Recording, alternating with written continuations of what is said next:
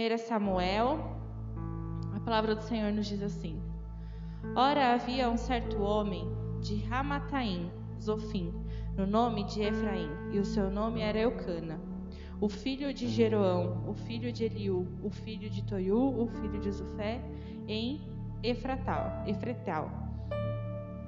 E ele tinha 2 esposas, o nome de uma era Ana, e o nome de outra Penina. E Penina tinha filhos, mas Ana não tinha filhos.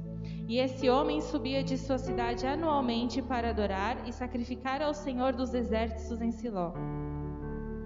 E os 2 filhos de Eli, Ofine e Finéias, os sacerdotes do Senhor, estavam lá.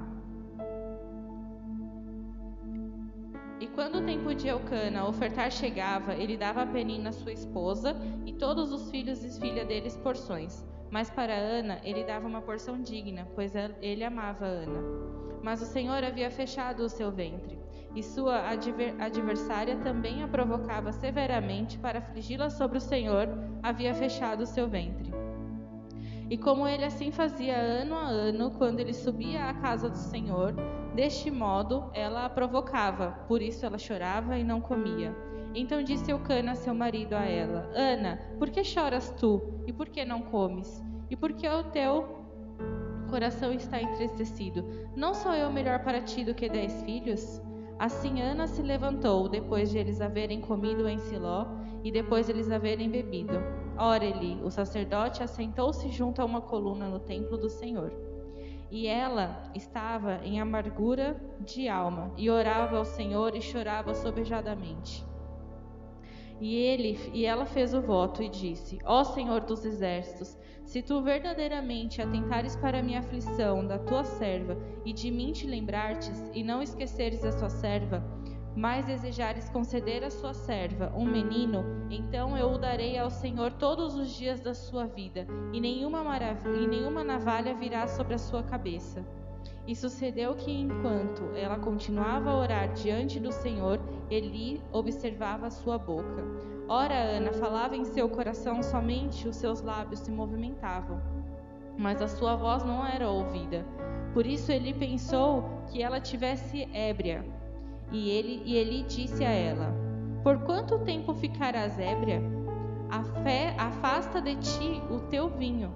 E Ana respondeu e disse: Não, meu senhor, eu sou uma mulher de espírito pesaroso.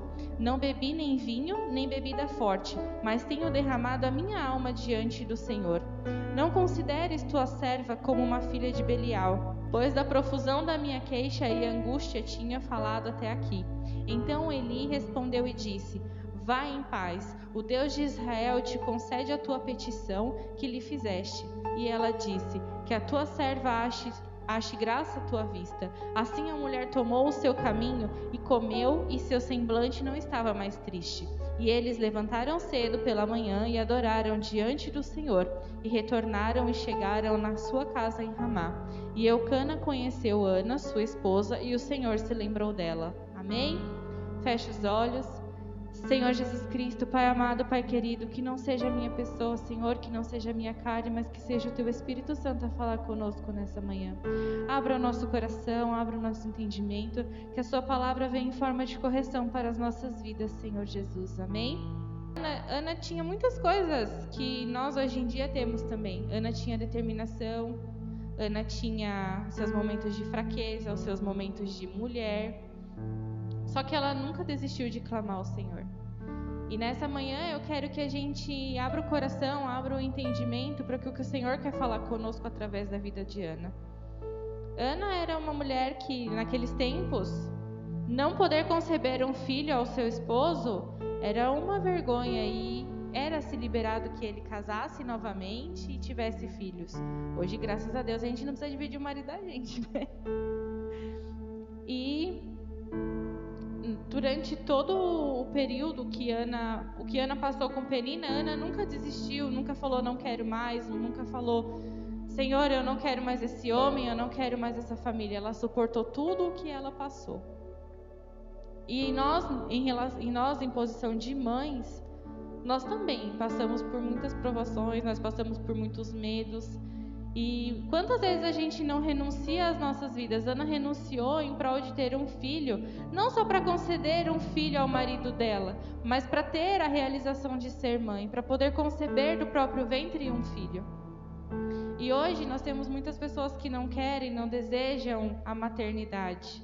E a maternidade é o maior ato de renúncia e de amor que a gente pode passar pela vida. Se a gente for pegar tudo o que a gente passa durante a vida, desde quando a gente descobre a gravidez, até o período que eles nascem, que eles começam a andar, cada dia que passa a gente descobre um amor maior e maior e maior. E às vezes a gente perde um filho, ou a gente perde um filho, né, que o Senhor recolhe, a gente perde um filho para as drogas, a gente acaba vendo famílias destruídas, que pais não falam com filhos, filhos não falam com os pais, mas sempre tem uma mãe que continua clamando ao Senhor. Então que o Senhor prepare o nosso coração, que Ele abra o nosso coração, que Ele abra o nosso entendimento, para que a gente não desista dos nossos filhos. Porque mesmo distante, mesmo ela entregando o seu filho, que foi um grande homem, que ungiu 2 grandes reis, ela sempre cuidava e orava por ele.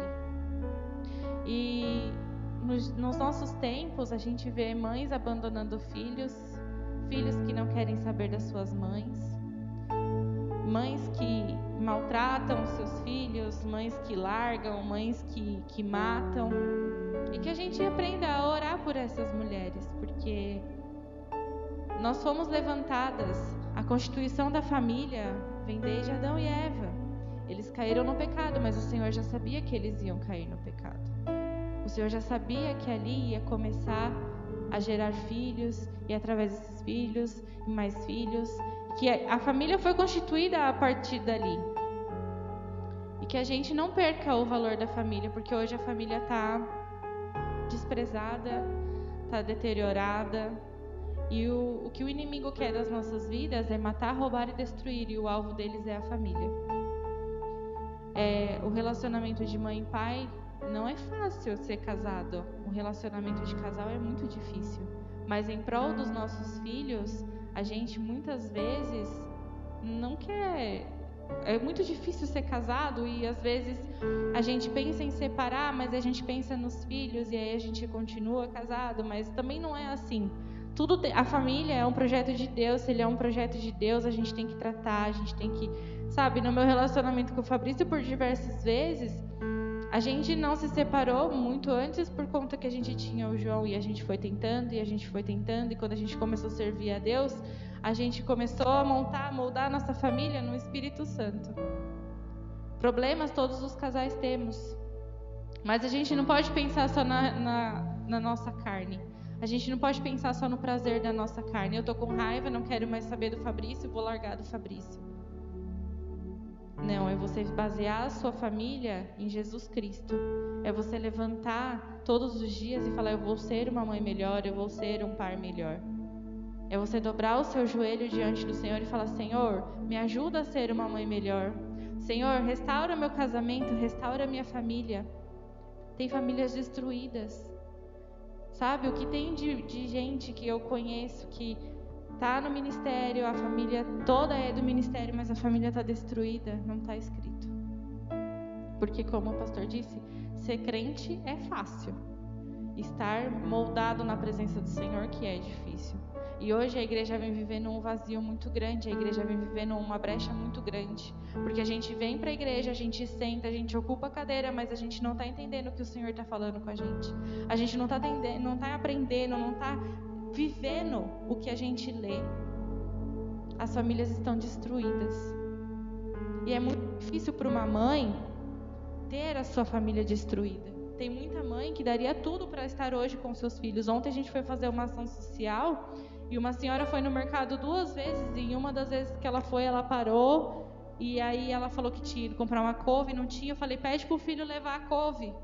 E aí ela voltou e falou, moça, eu não tenho mais filho. Deus recolheu meu filho.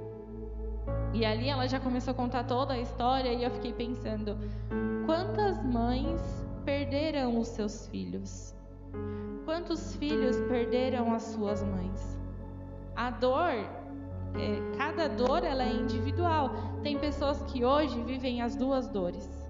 de não ter a sua mãe e não ter o seu filho. E essa é a importância da gente estar baseado no Senhor Jesus Cristo, porque é nessas horas que o Senhor vem com refrigério, Ele vem e acalma o nosso coração, Ele vem e pega a gente, segura a nossa pessoa no colo e acaricia e fala: eu estou aqui, você não é mais órfão. Eu, por muitas vezes, no Dia dos Pais, ficava trancada dentro de casa porque eu não tinha pai. Quando eu entendi que o Senhor Jesus Cristo é o meu pai, eu não me abalo mais. Eu venho, se a gente tiver a oportunidade de fazer alguma coisa na igreja, a gente faz alguma coisa na igreja. Eu almoço com a minha mãe, eu participo das coisas com o Fabrício, mas porque eu entendi que Jesus é o meu pai. Então, aqueles que não têm mãe no dia de hoje, orem pelas outras mães. E se mantenham na posição que Jesus Cristo é o refrigério. É Ele quem cuida das nossas vidas, é Ele que guarda a nossa entrada, é Ele que guarda a nossa saída. E que a gente tenha a determinação de Ana. Muitas vezes a nossa boca não consegue falar. Muitas vezes a gente não consegue se expressar. Essa semana mesmo eu estava com uma dificuldade de orar muito grande. E teve um momento na semana que eu falei: Senhor, eu não consigo falar, mas o Senhor sabe o que eu estou sentindo. Então eu vou ficar aqui quietinha, no meu cantinho, vou ficar conversando com o Senhor, só eu e o Senhor, porque o Senhor sabe. Na quinta-feira, durante o dia eu estava trabalhando, eu recebi 10 pedidos de cesta básica. E eu não tinha arroz para suprir as 10 cestas básicas. E o Fabrício foi me buscar no serviço e eu vim no carro. Não, a gente foi entregar uma cesta, né? E eu vim no carro pensando: Senhor, me dá mais. Me dá mais. Não importa como o Senhor vai me dar mais, mas me dá mais. Eu preciso de mais porque o Senhor conhece o desejo do meu coração. E o Senhor sabe que eu já tô... Porque eu, irmãos, quando começo a ficar com o coração assim, tô fazendo pouco, eu sempre quero fazer mais. Eu sempre quero fazer mais. E que a gente tenha um entendimento que a obra do Senhor é isso. A gente vai entendendo as maravilhas do Senhor, a gente vai sentindo o cuidado do Senhor e a gente vai querendo fazer mais. Se você não tem o dom de buscar a doação, de pedir a doação, vai orar. Vai interceder pela vida de quem está indo atrás da doação. Se você não tem o dom de nenhum dos dois, vai orar pelo seu ministério, para que Deus sustente o seu ministério. Hoje, né, olha que chique, hoje eu sou pastora. E eu tenho passado a semana refletindo muito nisso, que ser pastora é ser mãe, ser pastor é ser pai. Nós não somos responsáveis pela vida. Eu não sou mais responsável só pela vida do João. Eu sou responsável pela vida de todos vocês. Então, carnalmente, o pastorado, ele é só para você as pessoas terem uma referência de você, para as pessoas terem a quem pedir oração. Mas no mundo espiritual, é muito mais pesado, é muito mais intenso. E tem uma semana e a gente viveu uma semana bem puxada, bem difícil, bem intensa. Que chegou na sexta-feira, eu deitei no colo do meu marido e falei: amor, só tem uma semana. Deus sustenta a gente, porque senão a gente não vai aguentar. Mas eu não vou desistir. A gente tem que ter a determinação de Ana. Senhor, eu não estou conseguindo orar, mas o Senhor sabe o que está me afligindo. O Senhor conhece o desejo do meu coração. Eu vou falar aqui quietinha, eu vou falar baixinho, mas eu vou falar com o Senhor até que o Senhor vá aliviando o meu coração. Tem dias que a mãe está sobrecarregada. É tarefa de escola, é casa para cuidar, é comida para fazer, é educação para dar.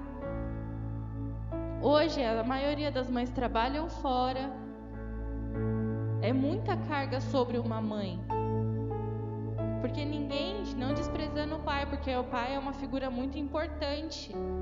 Os filhos serão bons maridos com espelhos nos bons pais. Então nós temos que ter bons pais. Mas a mãe, uma pessoa nunca chega e fala para o pai: seu filho está com o nariz escorrendo. É sempre para a mãe: seu filho está com o nariz escorrendo. Então a carga que pesa sobre nós ainda é maior. Então tem dias que a nossa responsabilidade, a gente não sabe o que fazer. A nossa carne não vê estratégia. Então o que a gente faz? A gente vai no cantinho e faz igual a Ana. Senhor, o Senhor conhece o desejo do meu coração. O Senhor sabe o que está me afligindo. Me dá estratégia. Eu vou pedir para o pastor, eu vou pedir para o pastor orar, mas me dá estratégia. Eu quero intimidade com o Senhor. Muitas vezes o que o nosso braço não pode fazer, o nosso joelho pode. E a maior prova é a Ana. A carne dela não podia, mas o joelho dela podia. E o fato dela vir se derramar e se entregar na presença do Senhor Jesus Cristo e falar: eu estou aqui, eis-me aqui, Senhor Jesus Cristo. Eu te dou o meu filho, mas assim é o desejo do meu coração. O Senhor se lembrou dela e o Senhor concedeu um filho a ela. Então, tudo que o seu coração está cheio, que nessa manhã você saia daqui com ensinamento, porque não adianta a gente vir, ouvir, sair, fazer um dia e os outros dias esquecer. Vida de mãe é vida de jejum e oração, porque nós somos responsáveis por um serzinho, nós somos responsáveis pelo futuro. Nós temos que dar boa educação para os nossos filhos. Nós temos que ensinar para os nossos filhos. Ana entregou o seu filho para trabalhar. Jesus, ele é seu. Toma aqui. E hoje, quando a gente pensa nos sacrifícios, Maria já sabia, mas a carne dela não queria entregar Jesus para o sacrifício. Ana fez a oferta. Por mais que o coração dela se alegrou em entregar, também o coração dela chorou. Então, mesmo com as dificuldades, mesmo com as adversidades, que a gente aprenda a ter uma vida de confiança em Cristo, uma vida de jejum, uma vida de oração. Porque aquilo que os nossos braços não podem, a nossa mão pode, o nosso joelho pode. Eu sempre falo, eu tenho várias amigas que não vêm para a igreja e quando elas vêm falar sobre os seus problemas conjugais, eu falo, vá para a igreja. Quando a gente não conhece a Cristo, tudo que o crente fala, a gente acha que é palavra formada dentro da igreja que a gente sai para falar para o povo lá fora. Ah, mas esses dias a menina falou, Juliana, mas eu vou para a igreja e meu marido não vai. Eu falei, vai buscar por ele. A palavra do Senhor não é à toa que durante toda a palavra do Senhor ele levanta várias mulheres de oração, várias mulheres poderosas, que é para dizer que nós somos a casa, nós somos a sustentação da casa. Se a mulher não cuida da casa, a casa fica um desastre. Se a mulher não cuida da aparência dela, a aparência é um desastre. Se a mulher não cuida do filho, o filho é um desastre. Se a mulher, às vezes eu vejo um homem na rua e falo, Fabrício, aquele homem não tem mulher? Aí ele fala para mim, não sei. Então, Deus nos levantou, olha que honra, mais do que ser mulheres, o Senhor Jesus nos prepara a ser mães. Que é para a gente ter responsabilidade dobrada, para a gente querer ter uma vida de intimidade maior ainda. Então que nessa manhã você saia daqui com o coração, entendendo que nós precisamos ter uma vida de oração e de jejum. Que nós precisamos aprender a ser boas esposas para formar bons filhos. Porque se eu tiver uma vida ruim com o Fabrício, se eu for uma má esposa, o João vai crescer e não vai ter uma referência de como ser casal.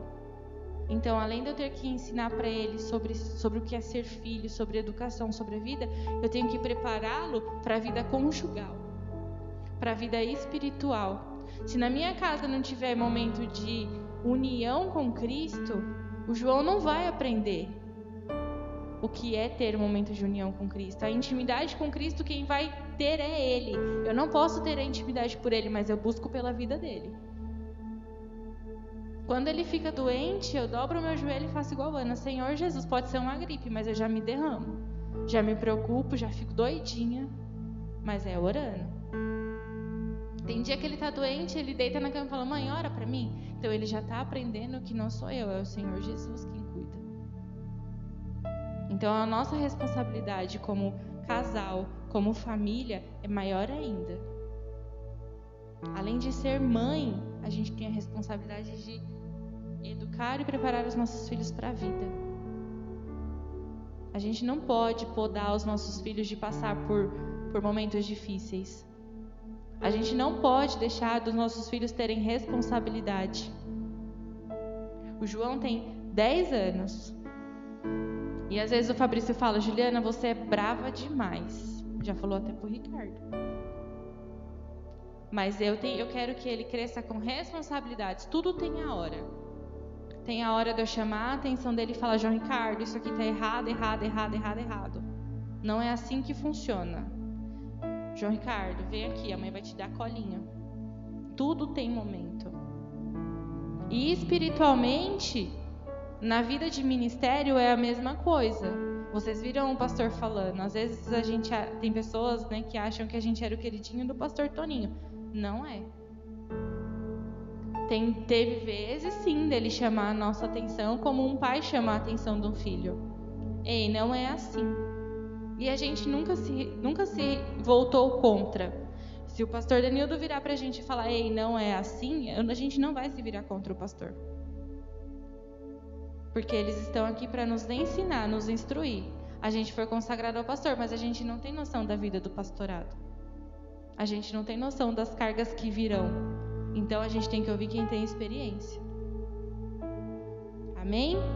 Que vocês saiam daqui com o coração aberto, que vocês saiam daqui mulheres de mais oração, de mais clamor, que vocês levantem outras mães e que vocês ensinem outras mulheres. Porque domingo, quando a gente saiu daqui, parecia que o pastor não tinha jogado óleo em mim, não. Parecia que ele tinha jogado o próprio Jesus.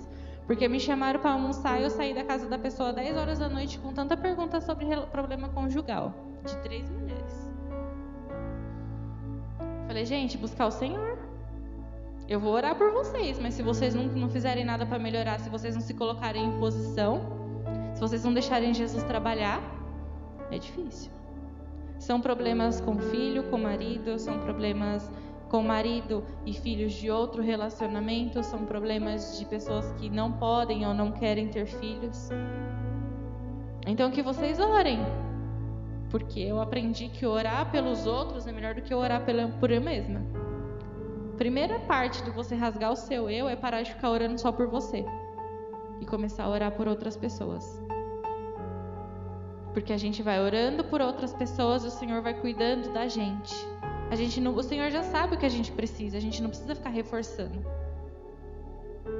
Então vamos orar. Orem pelos seus filhos, pelos seus netos, pelos seus bisnetos, pelos seus sobrinhos, pelos seus irmãos. Se você tem gente que não vai, da família que não vai, busque e ore. Senhor Jesus Cristo, aquela família precisa que o Senhor entre com providência. Eu sempre oro quando a gente vai entregar um mantimento, eu sempre falo: Senhor, que a pessoa que está recebendo não me veja, mas que ela te veja. Que ela tenha o entendimento que não é a Juliana, não é o Fabrício, não é o Ricardo, não é o Luiz, não é a Dai, não é a Ana, não é o pastor que está levando o mantimento. É o Senhor quem deu condições, levantou pessoas e através dessas pessoas nós estamos levando. E que essas pessoas queiram te conhecer através disso. E está dando fruto. A igreja não tá na mesma quantidade, mas está dando fruto. E a gente vê o fruto no projeto de quarta-feira, porque é através do projeto a gente vai abençoando outras vidas e vai sendo abençoado. A gente recebe doação de quem a gente jamais esperaria receber. Tem gente que anda me ligando e eu nem sei de onde a pessoa conseguiu meu telefone. Isso aqui é fruto, é trabalho de formiguinha. Mas eu não deixo de orar, eu não deixo de pedir. Eu fico desesperada quando alguém me manda mensagem e eu não tenho a cesta para suprir a necessidade da pessoa na hora. Eu fico desesperada. Antes eu ia no mercado e eu comprava. Agora eu oro. Eu oro porque não é com a força do meu braço. Passa a ser a minha carne quem está fazendo, não é a minha carne quem tem que fazer. É o Espírito Santo de Deus quem tem que fazer. É o Espírito Santo de Deus quem tem que conduzir. Amém? Então vamos